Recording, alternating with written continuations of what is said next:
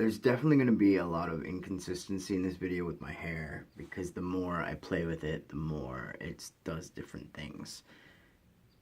It's March 5th and I haven't made a single video for YouTube this year, and that's for many reasons, a multitude of reasons.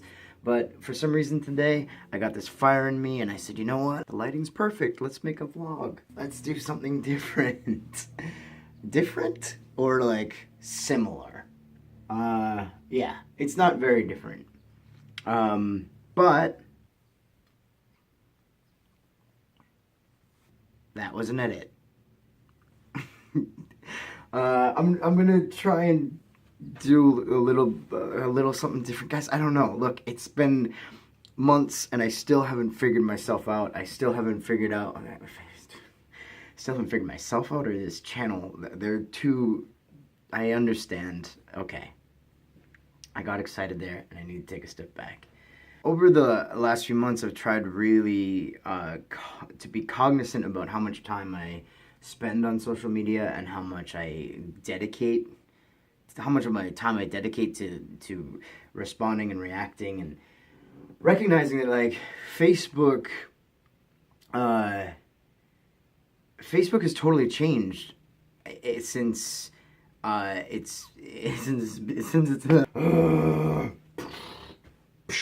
Facebook has totally changed since its inception and since I joined. And initially when I joined, I had just moved to Los Angeles and I used it to communicate with my family and friends back east who I was like semi losing touch with. And over the last 11 years, I've definitely lost touch with their everyday life and they've lost touch with mine. But Facebook at the time was a nice tool to kind of keep up with things. And my mother still thinks that like Facebook is like a regular connection to me.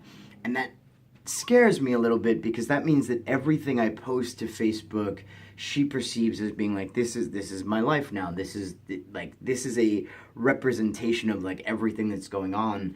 And that's weird and strange that that's where we are.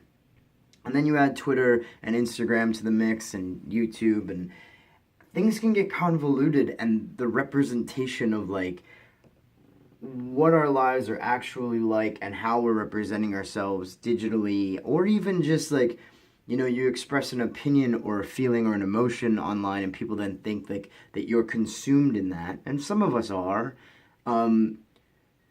But it's weird sometimes to have people think that I'm sad or depressed, or that I'm distinctively a single emotion because of something that I put out on the internet. Also, just I gravitate towards poetic expressions, and I gravitate towards writing things and expressing things in a certain way that sometimes can be read very differently or be perceived to be about something specific, and they're not. Even now, as I've tried to kind of make an active decision to cut back on the amount of time I spend doing this thing that we're so good at.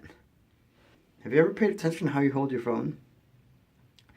The thing that can be kind of weird is when we allow these digital aspects of our life to mean more than they should, or to be reflections of things that are just kind of out of line. There are a lot of people that use Instagram as like a portrayal of like, here is what I did today. Here are the things I'm doing. And you then think that they have these like perfect, adventurous, lives that are perfectly filtered and perfectly framed all the time, and all the sloppy stuff is gone and taken away. And that can get kind of weird and kind of dangerous in terms of like psychology of how we interact. And I think we're definitely seeing signs of that. But the thing I recognized in myself recently is that I recently recognized that a couple people stopped following me on Instagram, people that I know. And there are various reasons why that has happened, and I'm not going to make a video about those reasons because it's,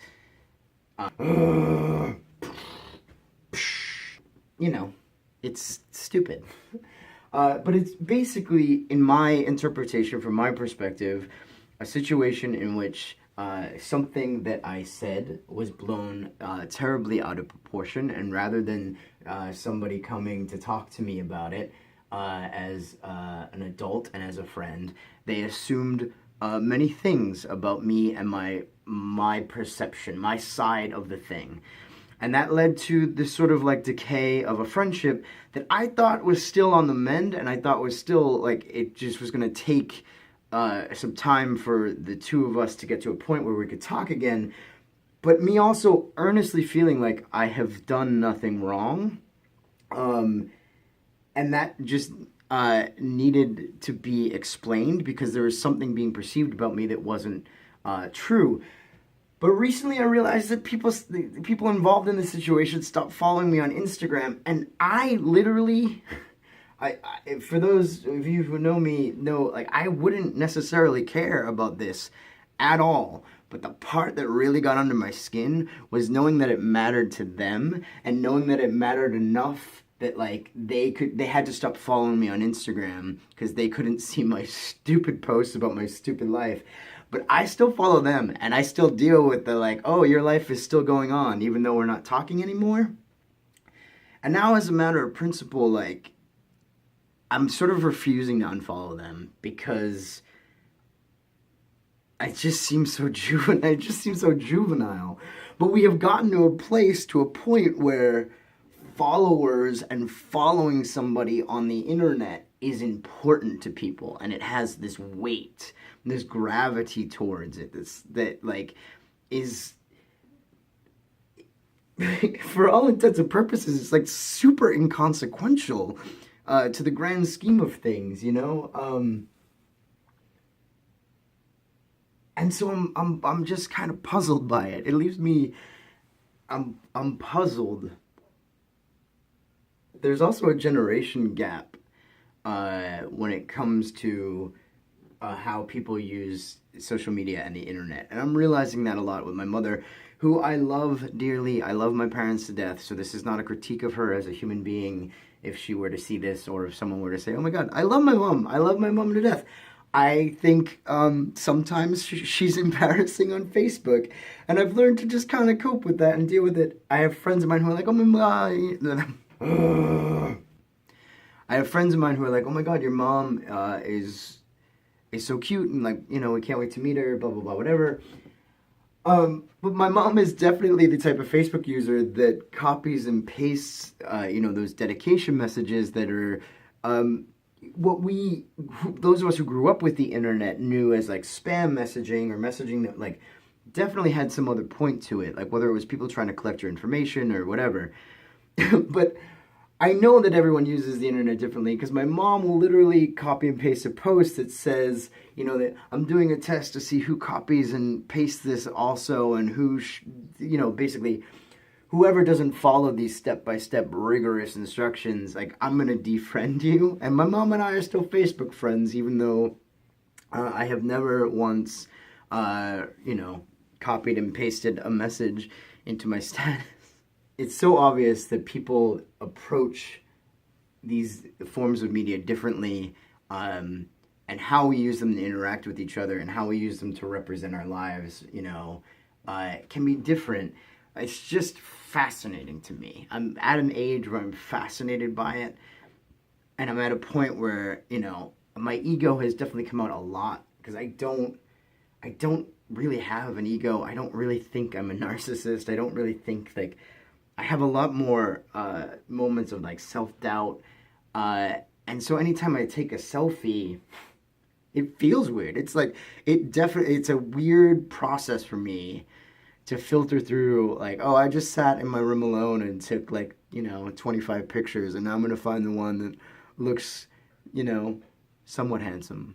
I've constantly said on this channel that the thing I want to be doing more is writing, and I've wanted to utilize my social media pages to like propel that writing forward. But it's so weird. Like when I jump onto Twitter, like I want to just update little like pieces of poetry, but then I'm like, oh, look at this like really funny political tweet, or this really sad political tweet, or this like I just want to engage in all this other stuff, and then I end up, my Twitter page ends up looking differently than I wanted it to.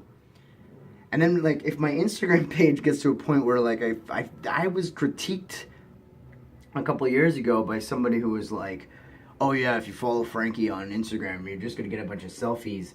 And at the time, that was like a bizarre criticism because, currently, even people who critiqued me at that time, that's all they do. It's just this weird thing how we perceive ourselves, how we perceive others, and how that is filtered through the lens of social media. Thank you so much for watching. If you enjoyed this longer video with edits, then please feel free to like, subscribe, do whatever you want to do. Let me make sure my hair is looking good. Apparently, when I stand in my room and talk to myself, I get nervous and just run my fingers through my beard and my hair. And I'm wondering how much I do that, like, in real life. Like, if it's a thing I do constantly.